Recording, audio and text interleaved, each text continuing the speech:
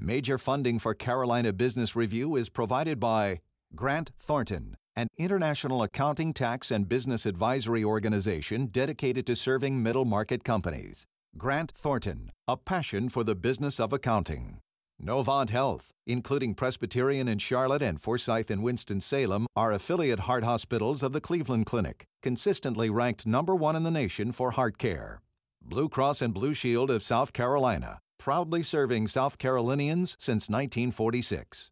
And by Sonoco, a global manufacturer of consumer and industrial packaging products and provider of packaging services with more than 300 operations in 35 countries. Well, two issues have been figuratively burned into our national and local psyche these last 2 years: jobs and education. We have heard seemingly every conceivable argument for and against both, but now with the national elections behind us, what do educators and educator functionaries say? Welcome once again to the longest running and the most widely watched source for Carolina business and public policy. I'm Chris William, and on this Executive Profile special, South Carolina State Superintendent of Education, Dr. Mick Zais. Major funding also by the Duke Endowment, a private foundation in Charlotte enriching communities in the Carolinas through higher education, healthcare, rural churches, and children's services. And by Blue Cross and Blue Shield of North Carolina. Who's responsible for rising healthcare costs? Join Blue Cross and Blue Shield of North Carolina and many others in a candid discussion at letstalkcost.com. This edition of Carolina Business Review was recorded October 26, 2012. On this week's program, an executive profile featuring Dr. Mick Zais, State Superintendent of Education, South Carolina. Now, Chris William. Hello, welcome again to our program. Dr. Zais, glad you're here. Thank you for taking time. Thank you, Chris. It's a pleasure being with you. Thank you. You know, gosh, there's so many things to talk about, Mick. With K through 12 education, as you well know, and I'm not telling you anything, but it's so polarizing. People are so passionate. Parents are so involved. Teachers are so involved. You know, we hear so many things about education. I think of it almost as a bit of a proxy for the healthcare industry, and that is there's so many working parts and there's seemingly so many dysfunctional parts. Does the system need to be completely rebooted? Are we going down the wrong path? I think you're right, Chris. I haven't used the term rebooted. What I've used is transformed, not reformed, but transformed. And that means that there's so many things that we need to do differently in education. I've consistently said the biggest problem in education is not a shortage of money. It's a shortage of accountability, competition, and incentives. Three aspects that are prominent in American culture, but which are sorely lacking in our education establishments. So, well, let's break that down. Let's talk about the folks on the ground Sure. with the kids. Let's talk about the teachers. Okay. Are they compensated the right way? Well, no, absolutely not. I've consistently said we don't pay our best teachers nearly enough. Is that the best in the good schools or the best in the bad schools? The best across the board, and we know how to figure that out, and I can talk about that. And we pay our least effective teachers far too much. You know, Chris, the teacher in the top 20% will impart on average a year and a half's learning in one academic year. Teacher in the bottom 20%, 6 months of learning. That's a 1-year difference between the top 20% and the bottom 20%, or a 300% difference. Yet we pay them all the same. Nationwide, we have a crisis in education. Far too many kids are dropping out of high school, disengaged, disinterested. Reading is a huge issue across the nation. In some of our schools, up to 35% of our 9th graders are reading at the 4th grade level or lower. The issue isn't that they're not smart enough, they just never learned to read. And then the problem is, one of the problems, is we know that while every child is special, every child is different. They differ in ability, motivation, the rates at which they mature, their interests, their skill set, their personality, their home environment. But our traditional school model puts every child in the same classroom, expects them to learn the same material in the same way on the same schedule. The thing that surprises me is that actually works for most students, but for far too many it produces frustration and failure. And frankly, it's unfair to the teacher who is expected to be all things to all students simultaneously. So let's start to break that down a little bit. So you've got, I think you articulated that pretty well. So how do you raise teacher salaries? How do you not just incentivize the teachers, but how do you make sure that the performance, that the kids coming out of that whatever that grade is or finishing high school, how do you tie that teacher's pay to that performance or the growth of that child? Okay, let me start with an example and then talk about the principal. I was in a middle school recently in Orangeburg County in South Carolina, and the principal said, you know, Dr. Zais, the first year I was just figuring out who's who and what's what.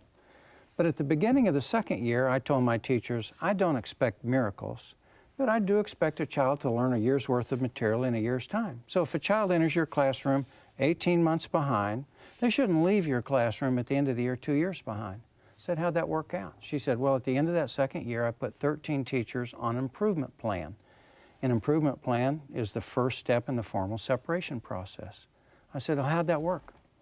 She said, well, I'm not sure. That summer, they all transferred to different school districts. I said, oh, don't tell me that. She said, that's not the worst part, Dr. Zais. I didn't receive one phone call from a principal, a superintendent, an HR director, or anybody asking me about these teachers. Right now, we don't have a system in place in South Carolina or in most states across the nation to differentiate how much children are learning in a teacher's classroom. But nationwide, there is a movement to evaluate teachers and principals on student growth, not on achievement scores. That's the summation of everything that you've done to that point in your education, but on how much did that child learn in your classroom. And that would be comparing apples to apples and oranges to oranges based on what were their characteristics and test scores entering your classroom. Look at everybody who was identical to that child in background and test scores and see what the expectation is and compare the teacher against the expectation. So if it's that black and white, you know, simple things are never easy or rarely easy. So if it's that simple, then why can't more people see that? Why can't the system be tweaked a little bit? Is this just about status quo, about changing the old ways? Well, you know, this is not a partisan policy agenda about holding teachers and principals accountable. This is the only area I know where literally Al Sharpton and Newt Gingrich are appearing around the country arm in arm to advocate on these kinds of reforms that hold teachers, principals, school boards accountable for the success of their children. A lot of people want to blame it on poverty, and certainly poverty is a factor, but it's not an excuse. And we know that because in South Carolina, some of our best performing schools are high poverty. Then where is it? What's the challenge? Well, the challenge is some of our highest poverty schools are also low performing. And people tell me, well, Mick, you know, before we can fix education, we got to fix poverty. No, it works the other way around. Before you fix poverty, you got to fix education. But the difference between high poverty schools that are failing and those that are knocking it out of the ballpark is not the demographics of the students, and it's not the education level of the parents. It's the competence of the adults in the system. And it starts with the school board, by the way. A poor school board can ruin a whole school district. But if you've got great teachers, principals, superintendents, and a school board, you're going to have high achieving schools. And we see that some of our top performing districts in South Carolina, some of our poorest. I think of Dr. Rainey Knight, who was superintendent of the year in South Carolina last year or this year. In Darlington County, certainly high unemployment. Darlington County has 82% students on free and reduced lunch, one of our highest poverty counties, and it's the 5th highest ranked district in the state out of 86 districts. I mean, I'm a big fan of Rainey Knight. She is one of my heroes because she's proven that poor kids can learn and poverty is not an excuse. So, you know, again, you talked about principals, Dr. Zais. This is the principal. I would guess the principal is an underappreciated position, and clearly got to be one of the linchpins, got to be one of the strong linchpins in the system. Are they compensated well? Are they appreciated? Do they get enough latitude to run their school? No, on all three counts. We know that, again, going back to the research, a principal in the top 20% will elevate test scores throughout the school 15 percentile points, or in the bottom 20% decrease. You know, the difference between being in the 50th percentile and the 80th percentile is the difference between not going to college and going to college and graduating. And that's just to the principal. You know, they call principals administrators. They're not. They're leaders. And the #1 job of the principal, who is a leader, is to recruit, develop, motivate, and retain excellent teachers. There's not a great school anywhere in the country that doesn't have a dynamic principal who has excellent teachers in the classroom. But there are plenty of schools with reams of curriculum standards and shelves of standardized tests. That doesn't make a hill of beans difference if you don't have great teachers. How do you break down the barriers for these principals and let them run with the ball? How do you do that? Well, one of the things that I've been a strong advocate for is far more flexibility. Chris, we got too many rules and policies coming out of Washington, and frankly, we got too many coming out of Raleigh and Columbia, South Carolina. But a policy that makes sense in an affluent suburban school may make no sense in a poor rural school, and vice versa. I'm trying to remove those bureaucratic handcuffs that limit the authority of principals and superintendents, not only over curriculum, but over discipline and standards and other things. Now, accountability and autonomy are two sides of the same coin. Let me illustrate with a trivial example that your listeners will relate to. Steve Spurrier can't be held accountable for the one-loss record of those Gamecocks if the athletic director is selecting the assistant coaches and the admissions department is recruiting the student athletes. You're trying to start a debate here, aren't No, no, but that's what we do in our schools. Yeah. You know, we tell superintendent, you're in charge, but oh, by the way, here's your principals and here's your teachers.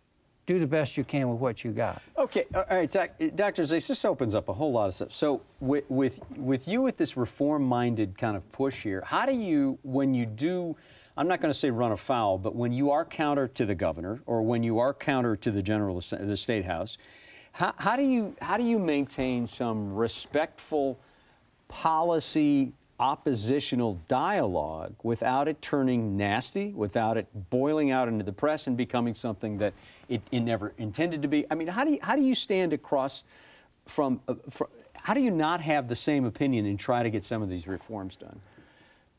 Who said it wasn't nasty? Of course it's nasty. Anything in politics is nasty. I was told, you know, when I decided to run for office after spending 10 years as a college president and 31 years as an infantry soldier, people said, Mick, it's a full contact sport and it can get really dirty. And there's a lot of people who are unencumbered by scruples. And so, I mean, I read things in the newspaper, they're absolute nonsense, but that, you know, and you see that in politics, you've seen that all the time. So what I've kind of concluded is that most people in our state General Assembly, our representatives and senators, are not going to be on the lead on this reform. They're going to follow what their voters are asking for. And so that my lever is public opinion, which is why appearances on shows such as yours are so important. So I can tell people, you know, we've got to change the system. United States used to be first in the world in high school graduation rate. Now we're 18 out of 24 industrialized nations. The United States has the shortest school day and the shortest school year of any industrialized nation. Countries that have invested in high-paid teachers with long school days and long school years pay for that by having larger classes. Countries like Luxembourg and Belgium, which value small classes, have poorly paid teachers, but smaller numbers of students in them. And what are the outcome of those kids coming out of this? Well, what we've said before and again, the most important variable in the child's education is the effectiveness of that man or woman standing at the front of the classroom.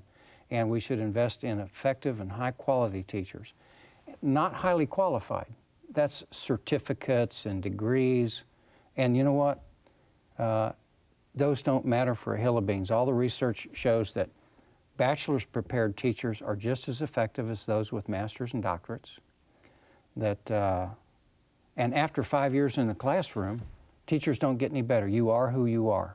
You know, a lot is put on teachers, and I know you know this, sir, but a lot is put on teachers.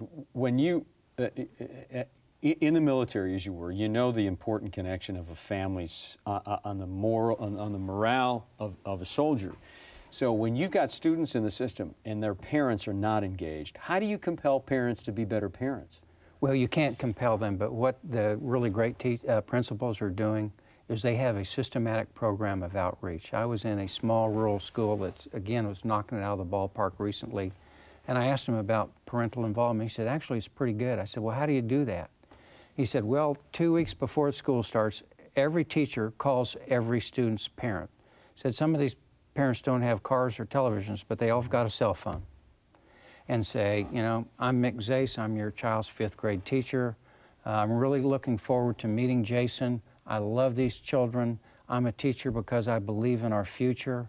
And I'm so excited about the beginning of the year. If there's any problems, here's my phone number. He said 2 weeks after school starts, every teacher calls every parent and says, I've really enjoyed getting to know Jason. He's a fine young man, has trouble sitting still in his chair sometimes, but we'll work with that. And again, looking forward to seeing you, and here's my number. And then, you know, a week before the parent-teacher conference, call them again.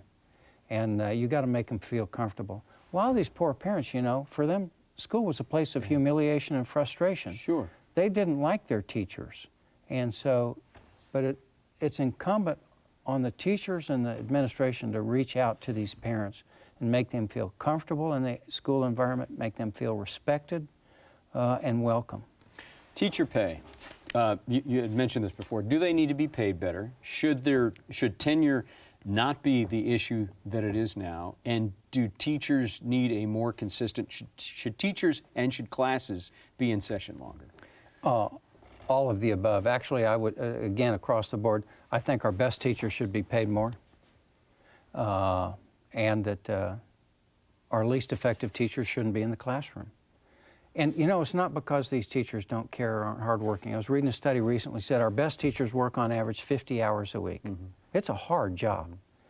Our least effective teachers work on average 50 hours a week. They're not effective not because they don't care or love the kids or aren't dedicated or aren't loyal to the administration. They just don't have the gift.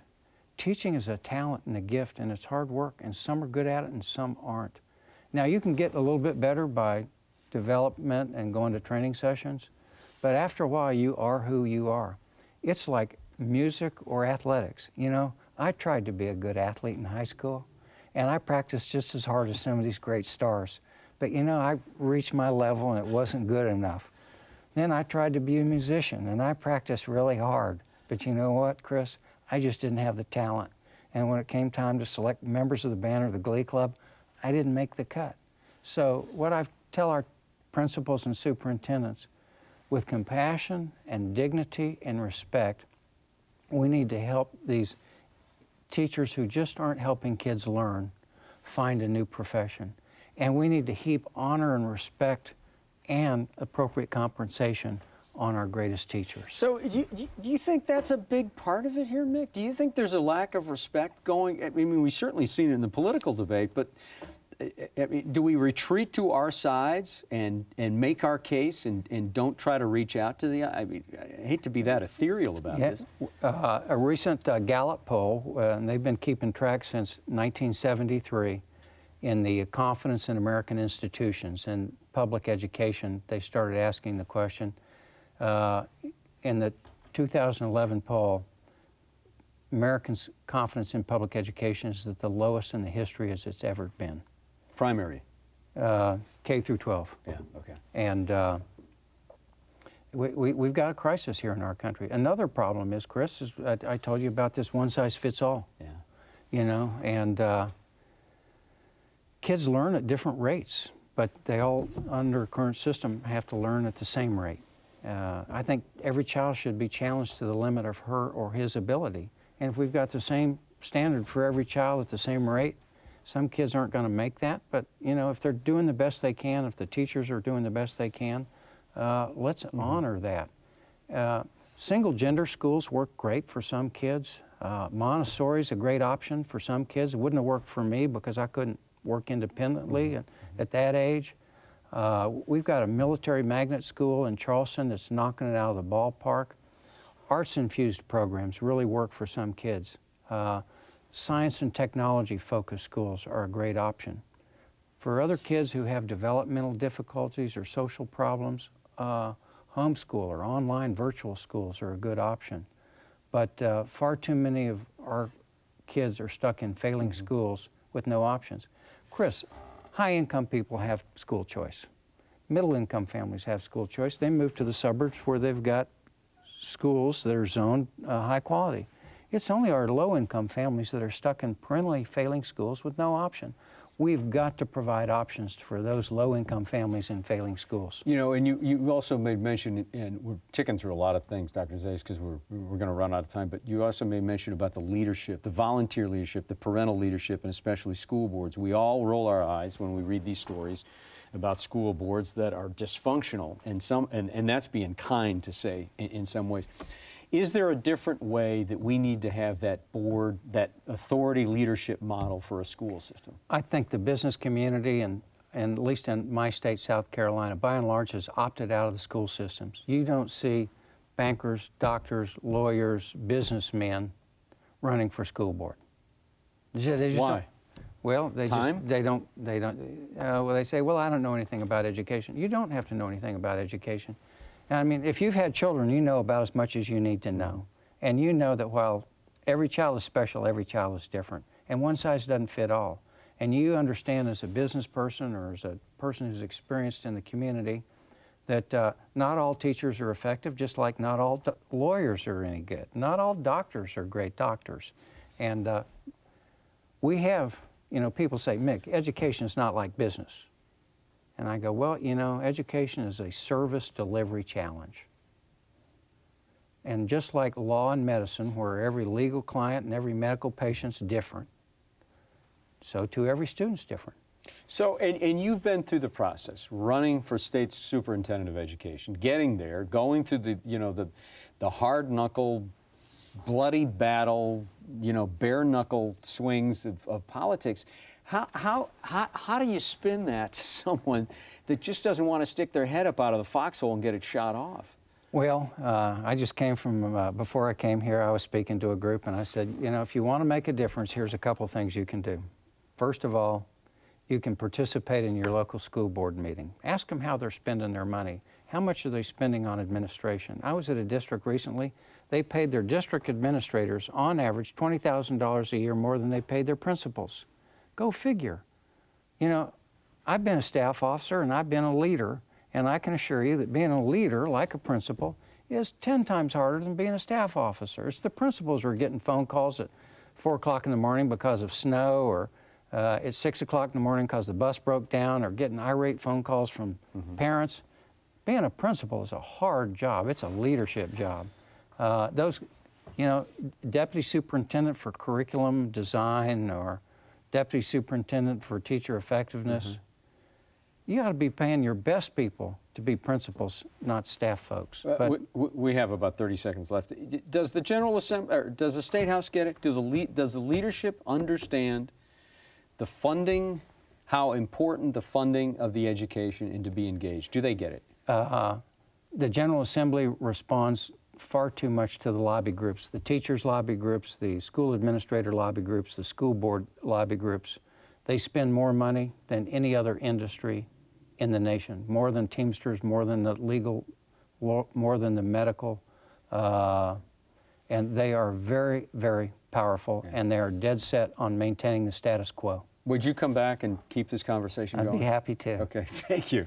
Thank you, Dr. Zais. Nice to see you. If you'd like to follow this conversation, you can on Twitter, @CarolinaPolicy, or go to CarolinaBusinessReview.com. Watch the program, watch past programs.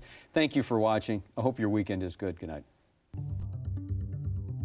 Major funding for Carolina Business Review was provided by The Duke Endowment, a private foundation in Charlotte enriching communities in the Carolinas through higher education, healthcare, rural churches, and children's services.